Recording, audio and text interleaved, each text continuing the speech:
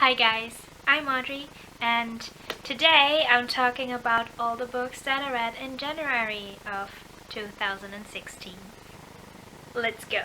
The first book that I read in January was Forevermore by Cindy Miles. I was really excited to reading this because it's YA and it's a ghost story. And I never encountered that one before, and I was curious about that because that's something I really wanted to read. This book is about Ivy, who moves from North America to Scotland because her mom remarried and her stepfather is a lord in Scotland on a big castle. Yeah, in that castle there are like bad vibes. Like she gets bad vibes, like there's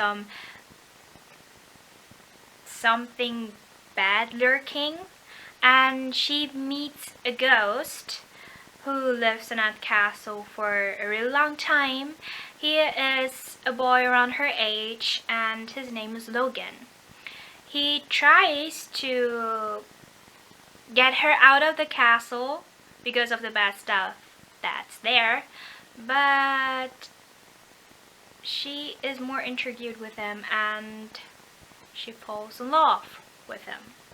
I gave this book 3 stars out of 5. I was really interested in it. Like I said before, I wanted to read something about ghosts and YA.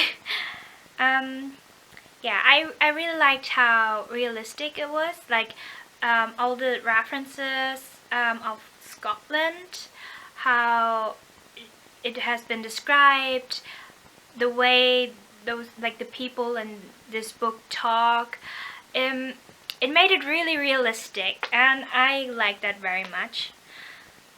I just couldn't really get into it. There was just this something missing that really grabbed me and took my attention and made me devour that book. Don't get me wrong, I think it's a nice book. I did enjoy it, but it wasn't 100% my cup of tea, and yeah, so it wasn't what I really expected. But still, if you're interested in YA, ghost romance, Forevermore by Cindy Miles. Second book that I read was Losing It by Cora Carmack. Losing It is about Bliss Edwards, who is a virgin and she plans to have a no strings attached one night stand. Turns out that the no strings attached that didn't really work out because the guy that she left in her bed like 8 hours ago turns out to be her new English professor. When I read the summary, the first thing I thought about was, this could be a fan fiction. Like, this is the kind of thing I would want to read with my OTP in it. I never heard about Cora Carmack before, and I just stumbled upon it on Amazon. And so I went ahead and got it, and I really liked it. I thought it was hilarious at some points and adorable at some others, frustrating as well. But I really enjoyed it. It was actually what I really needed at that time to read, and that's why I went ahead and gave it 5 stars out of 5 stars.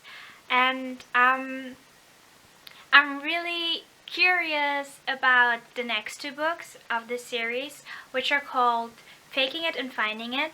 Those 2 are about the best friends that Bliss has, and kind of like their story about finding love. And yeah, I hope that it's good at that.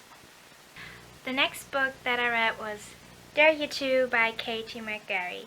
Dare You To is about Beth Risk, who has a really shitty home life. Like the kind of home life when it gets discovered, she would be taken away from her mother. So she tries to make it look good so nothing happens. But her uncle finds out and kind of blackmails her to move in with him and his wife, and to start a new life, to make something out of herself. And she agrees to save her mother. And then there is also Rhinestone. Rhinestone is like the typical sunny boy of a village, or not really village, of a town. And he's into sports and really good at it. And he has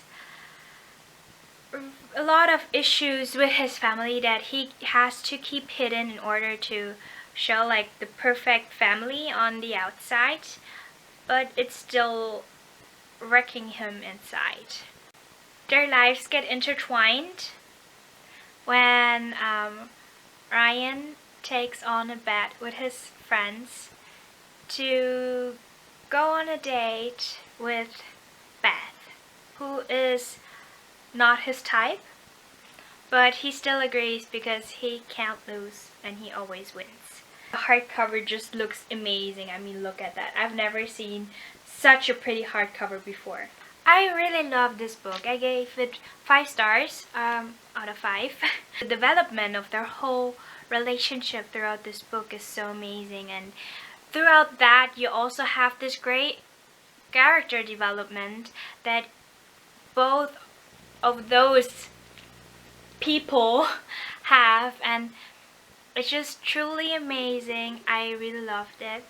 It really felt real, like not real that it could happen to me, but real in a sense of fiction, if you get what I mean. I really adored it, and it made me want to read every other single book that Katie McGarry ever wrote, and I am going to do that, I swear, because that was really good.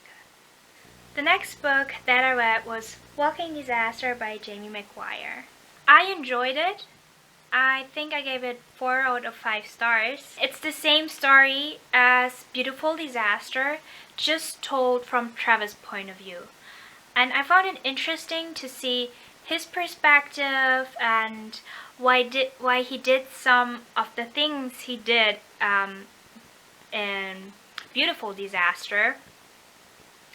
But at some points it also was repetitive, and it was nice to read in a guy's perspective, and I really think that Jamie McGuire really nailed it.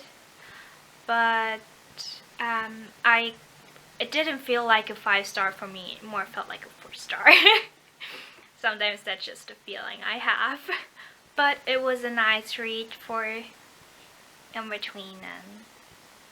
Oh, and the epilogue, it's not in Beautiful Disaster, but it was so beautiful. I mean, just for the sake of the epilogue, I would recommend it to everyone who has read Beautiful Disaster, because I really liked it and I really enjoyed that. The next book that I read was a pre-order for which I've been waiting since October when I read the first book, and that is Inferno by Catherine Doyle. I am so excited to talk about this book. You don't know how excited I am. I read Vendetta back in October and I finished it, I think, in 2 days.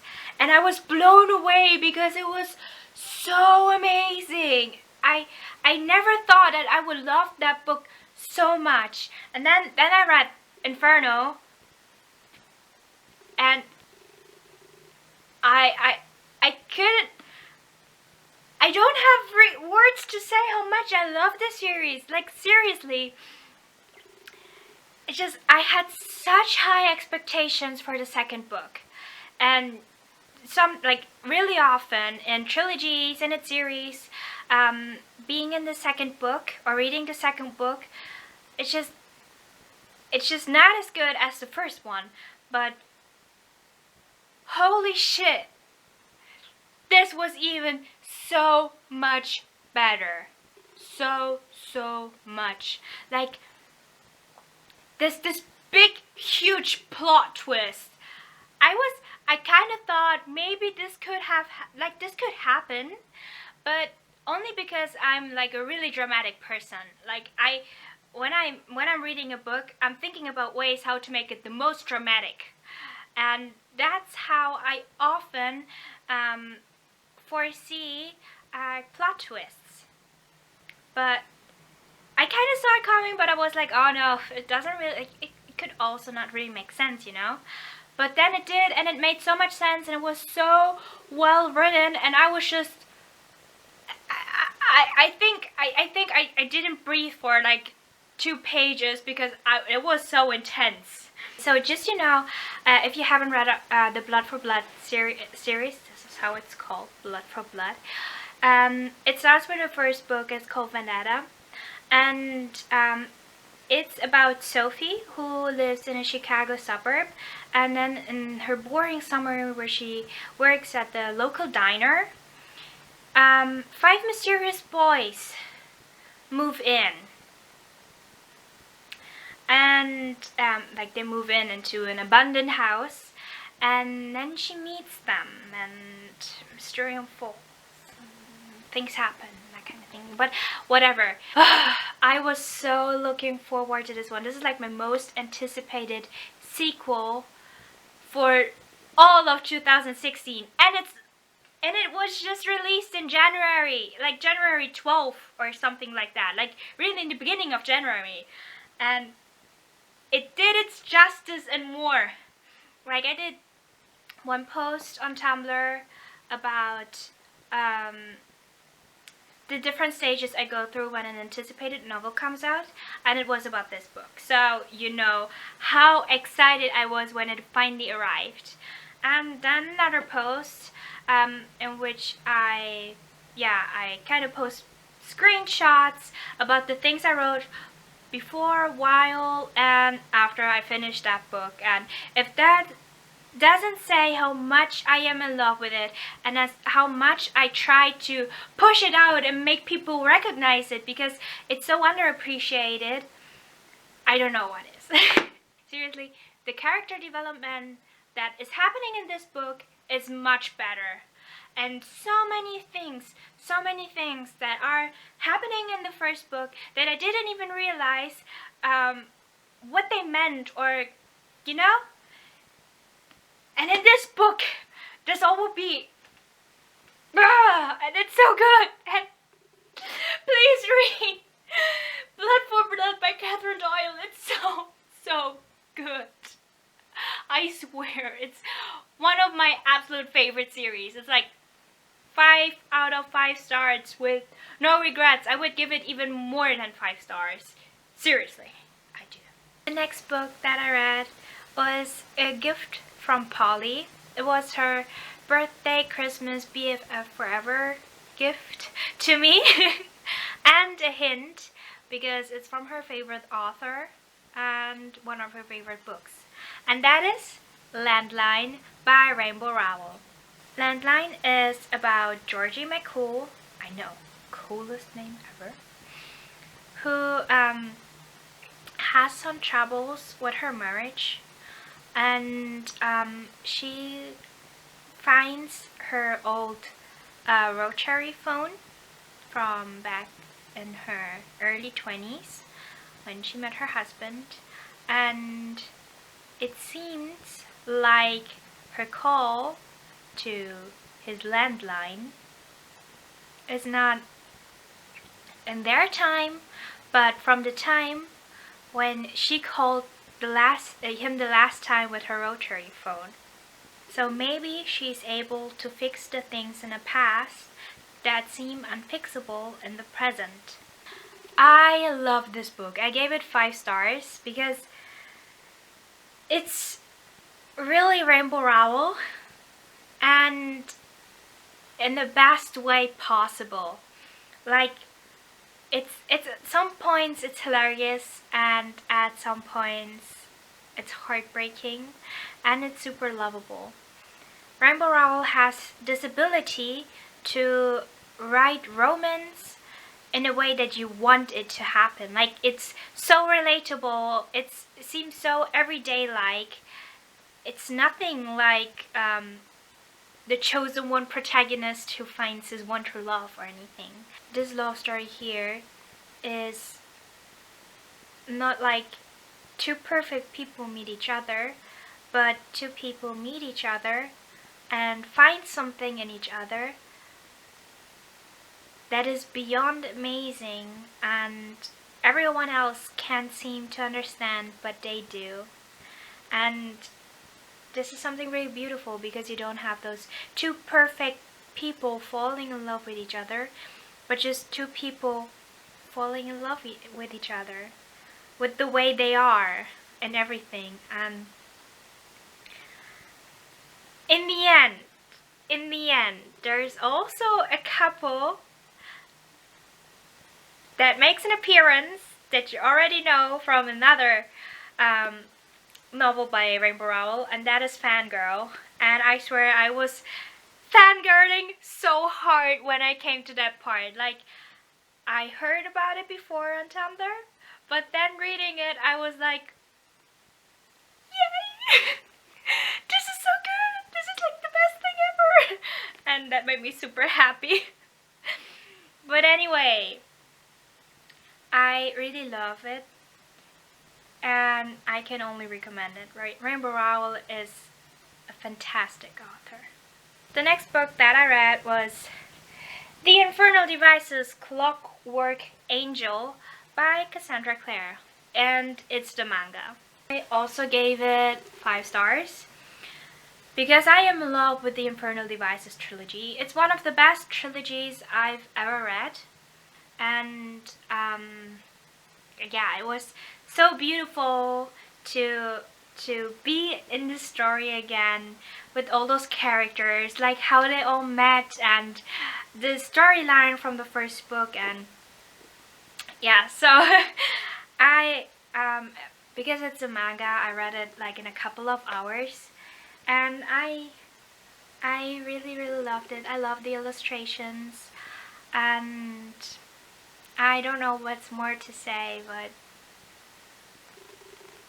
it's awesome.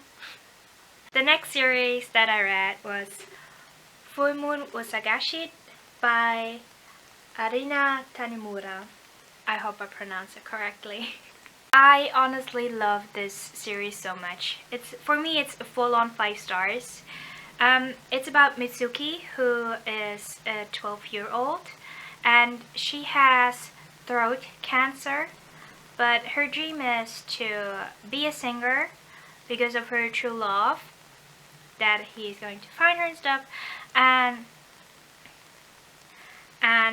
so she meets 2 death angels, and they make her dream come true to enter a singing contest where she wins, disguised as a 16-year-old called Full Moon. And so this is kind of like her story at that time, her past, the past of the death angels that help her and become one of her, like, her closest friends and everything. And it's just such a beautiful series. I cried a lot throughout this series, because it's really heart-wrenching and beautiful and adorable at some points and hilarious at others. And if you really like, that kind of mangas,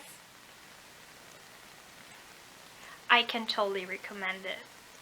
It's really awesome. Next book that I read was the second half of my birthday, Christmas, BFF forever present from Polly. I love you. Which is also from her favorite author, the same author from Landline, and that is Attachments. Since it was a big hint from Polly to read it, I already knew that it was going to be amazing. And it was so much more than I thought it would be. Like, the more I got into the story, the more invested I became. Like, gosh, it was so cute and hilarious and weird. But this book is about Lincoln, who starts working at a company as kind of a security, but not in the sense of standing at the doorway and like, you can pass, you can't. More in the sense of reading other people's emails to make sure that nothing inappropriate happens between them. Or like, you know, in their mails, like cursing and that kind of thing. So he stumbles upon Beth and Jennifer's emails, and he can't stop reading them because they're hilarious and funny, and he's just so drawn into their banter and how they and their friendship and everything. And yeah, somewhere along the way he notices how he falls in love with Beth, but at that point it's way too late to introduce himself, because what would he say? Hey, I know lots about you because I read all your emails. Don't take this the creepy way, it's my job, but you are such a wonderful person. That's weird. But anyway, this book is much more than that. It's about being lost in life and trying to find your own ground, to find your own way, to do what you love and not what people expect you to do, and to do what makes you happy. This really spoke to me because this is like the phase I'm going through right now, and having like this positivity that it's going to end up being alright, that I'm going to find my way. Like, I don't have to stress myself on where to end up, because I will automatically end up somewhere by just doing the things that I love and just let life guide me. So that was really huge for me. 5 stars. And the last book that I read in January was A Beautiful Wedding by Jamie McGuire. I already read Walking Disaster, and this is like the novella of Beautiful Disaster and Walking Disaster. It's about Abby's and Travis' wedding and what happened, like what led to the wedding, and things, you know, happen in between. Honestly, I thought I would enjoy it more than I did. I didn't really enjoy it. I read it because I started reading it and because I enjoyed Beautiful Disaster very much, and I enjoyed Walking Disaster and thought I would also enjoy this, but I didn't. I gave it 3 stars, not less, because it was still good in some sense. I love the writing of Jamie McGuire, but it just wasn't really my thing, so maybe that's just me. I'm pretty sure that many people are out there who absolutely adored it and loved it, but I'm just not one of them, and that's okay too. Everyone has their own. So those are all 16 books that I read in January. Yeah, I'm still amazed by the amount of books that I still read in January, so I'm having a head start in my challenge this year. How about you? How many books have you read in January, or what did you read in January? It doesn't matter if you read no books so far, or you haven't, you just read 1, or I don't know, 30 books in January. I want to know, and if you like them, or have you read any of those books? Just let me know. I would love to talk about you about any of those books. Please tell me if you read Vendetta or Inferno by Catherine Doyle, because favorite series. Anyway, I wish you a great day, night, morning, noon, whatever time is it in your time zone when you're currently watching this video. And yeah, see you around. Bye.